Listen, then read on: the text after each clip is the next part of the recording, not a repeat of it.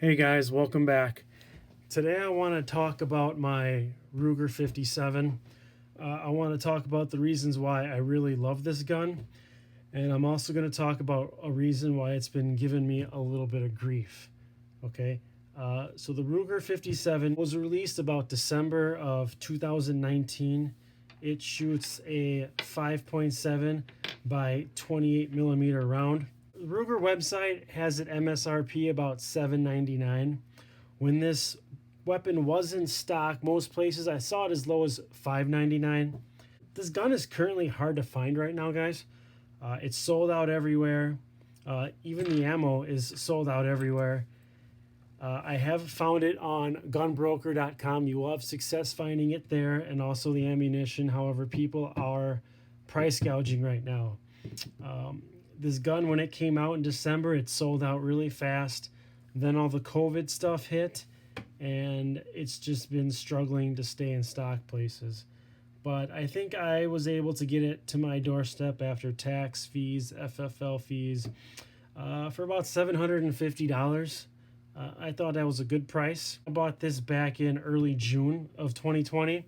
It's now late July 2020, and I've seen this gun going anywhere from $800 to $900 now.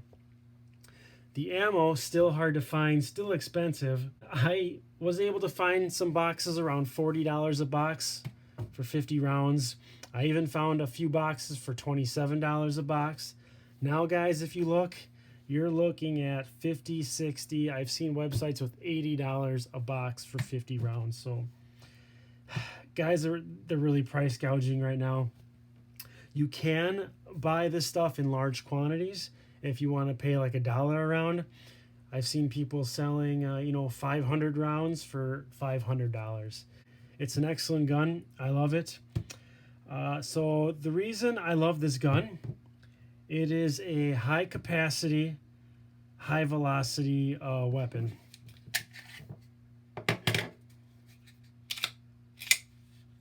Okay. Make sure it's cleared. So it shoots a 5.7 by 28 millimeter round, which is very close to a 5.56 NATO AR-15 round, which is also close to a standard 22 long rifle. And caliber that this gun is frequently compared to is 9 millimeter. I have seen a lot of ballistic gel comparisons, and the ballistics of the 5.7 and the 9 millimeter are almost identical. Okay, so yes, it's a 22 style round, but you are having the effects of 9 millimeter due to that velocity. This gun shoots anywhere from 2,300 feet per second when you're shooting the heavier 40 grain bullets, but it's also capable of shooting upwards of, I believe, 2,800 feet per second when you get the lighter 27 grain round. I have been able to put a few hundred rounds through this gun. Sorry, I have not been able to put more through it, but like I said previously, $40, $50 a box, I'm not going to spend $500 to put 500 rounds through this, but I think I have shot about 250 to 300 with it. I enjoy shooting it, very accurate, very low recoil. I will talk about the one grievance I do have with this gun, is I have been getting some failure to feeds with this gun. And it's been happening to me probably a dozen times, a dozen out of, let's say, 300 rounds, which is actually a pretty high percentage. I'm not entirely sure I want to blame the gun. I'm leaning towards more it's a magazine issue, and these are the two factory magazines it came with. The reason I'm leaning towards that is because when I get the failure to feed, it always happens on the very last round of the magazine. Okay? Every single time, about a dozen times, the very last round. I contacted Ruger, and let me tell you guys, Ruger has excellent customer service. All you got to do, you call them up, you tell them your issue. They're going to send you a label so you can send this back to them for free, and they're going to test it. They'll give you a call back, and they'll let you know. They usually give you an option. They will replace the gun, they will fix the gun, or they will refund your money. That's simple. They don't give you any grief, minimal questions asked. They have excellent customer service. So I did contact them, and I am going to send the gun in.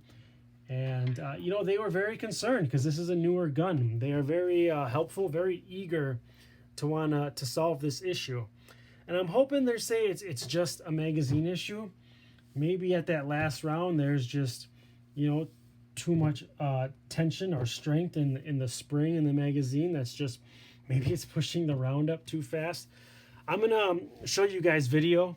This is what's happening for me in the last round. The round gets stuck in between the breech and the slide, facing straight up, okay? This happened to me about a dozen times. So what would cause this? I don't know. I'm hoping Ruger can figure it out and let me know and fix it for me. Because like I said, I really do love this gun. I think Ruger did an excellent job. I plan on keeping this gun for a very long time. I plan on shooting it for a very long time.